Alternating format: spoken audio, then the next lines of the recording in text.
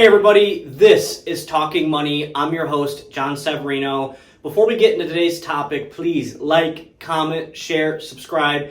Any and all feedback from you, the viewer, is greatly appreciated, and I can assure you does not go unnoticed.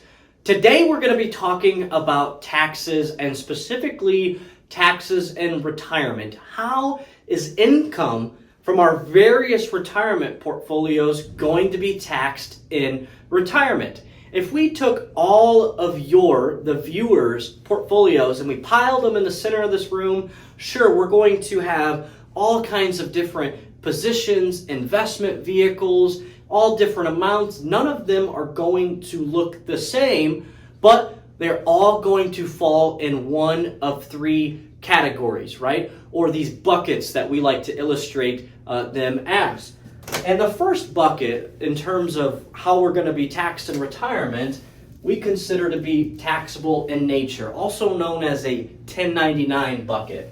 What do I mean by that? Well, maybe I have a savings account at my bank or another financial institution.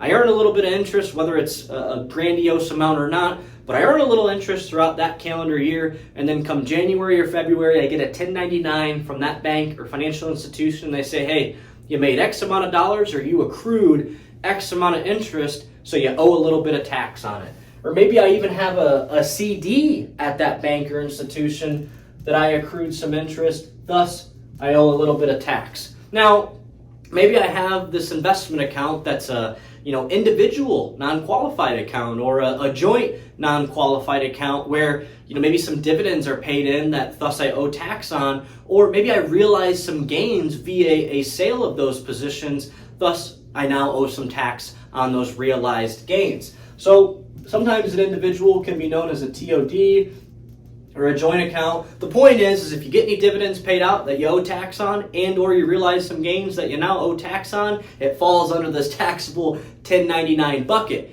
And then if you have a pension, or you expect to get a pension, that pension flows right through bucket one and will be taxed at your ordinary income tax rate. Now, our second bucket we consider to be this tax deferred bucket, where the D stands for a deduction. So any money that I put in these accounts that fall under this bucket, I get to deduct that amount from my taxes for that calendar year. So maybe I contribute to a traditional 401k through my employer.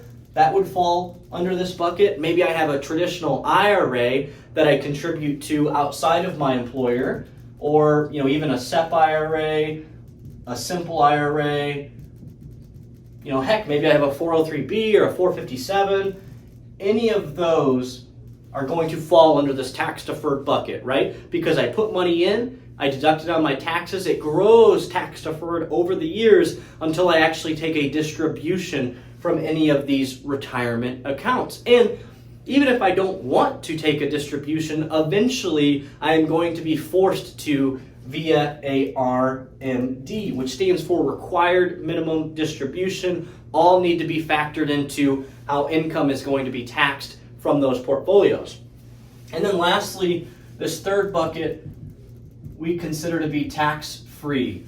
So I get paid by my employer, they withhold some tax, right? So I've already paid taxes on the money that I'm walking into my bank account, and from my bank account, aka this taxable bucket, I'm literally walking it over here maybe via a contribution to a Roth 401k. If you're unsure, if you know you have a traditional 401k through your current employer today, I highly recommend checking into a Roth 401k option through your employer. Maybe I have a Roth IRA that I'm contributing to. Those both are going to fall under this tax-free bucket, right? We're paying the tax on the money that we put in, letting it grow tax-free, taking distributions from tax-free. In general, it just leaves us over a lot of control over our funds within those buckets, because we're grandfathered from future tax law changes, and really in a perfect world, all of our money would be sitting tax-free. There's also even some properly structured life insurance that can also fall under the tax-free bucket. The irony is that I bet everyone watching here today, this is our largest bucket. And our second largest is going to be here, and our third is going to be here. If you have money sitting here, in addition to your emergency savings, you have earned income, please, I plead with you, take money from here make a contribution to a Roth IRA. Like I said, if you have money in addition to your emergency savings and have earned income, you should be making contributions to a Roth IRA up to the contribution limit.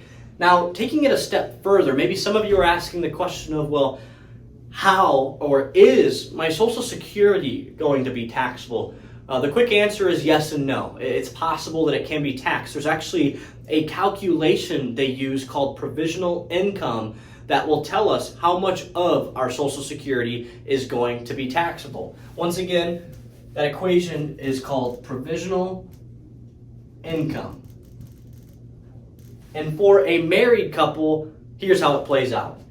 If we take income from bucket one, so any pensions that we have coming through, we're going to take those amounts. Any earned interest we earn our savings, CDs, gains, dividends, it's all going to be from bucket one. Any income from bucket one.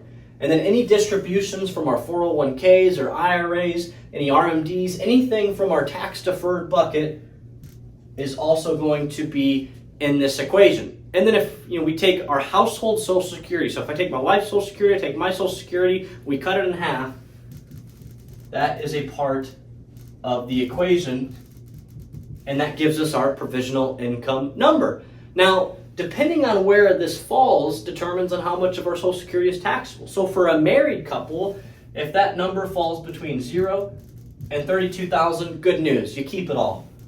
None of your Social Security becomes taxable. If you think of your taxable income for the year as this ladder, none of it's coming on the top. It's not even factored into your taxes when you file them at the next year for a previous calendar year. But if it falls between $32,000 and $44,000, well, 50% of our Social Security becomes taxable. And it, quite frankly, is literally just kind of this cherry on the top of whatever else we've earned for that year. So for example, any pension, any money from here, any interest that we earned here that we owe tax on, any distributions that we took from these accounts, those all fall underneath, and then Social Security is just taxed on, right? 50% of it is taxed on to our taxable income at our highest ordinary income tax rate.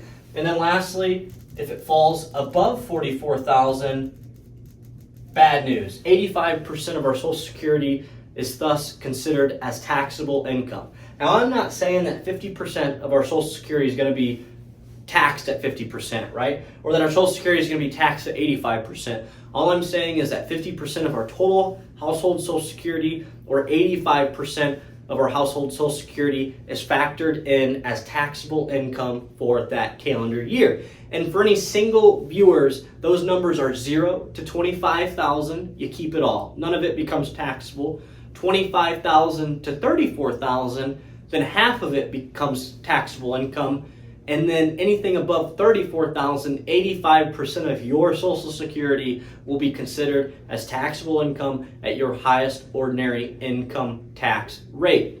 And unfortunately, if we do have a substantially large pension that's coming through, we might not be able to escape this provisional income. We might not be able to escape our Social Security becoming taxable. But if you don't have a pension, there are ways that we can structure our contributions or where we're saving into. Just doing some tax planning can really shield a lot of our Social Security from becoming taxable in retirement, which makes tax planning, very important and it absolutely needs to be a piece of your retirement planning. So I hope you were able to find some value and got some information in today's video. Once again, please like, comment, share, subscribe. If there's a topic that you'd like us to discuss in a future video, or even a question that you would like to answer, we would love to do that for you. So we'll see you next time, and as always, we'll talk money soon.